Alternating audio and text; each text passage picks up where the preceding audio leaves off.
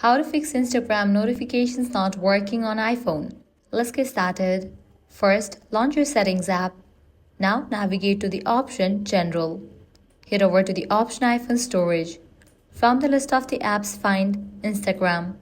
Once you find it, launch it. Click Offload app. Then click on Reinstall app. With this, your app caches will be cleared. Next thing you want to do is head back, navigate to the option Notification. Now navigate to the option Instagram.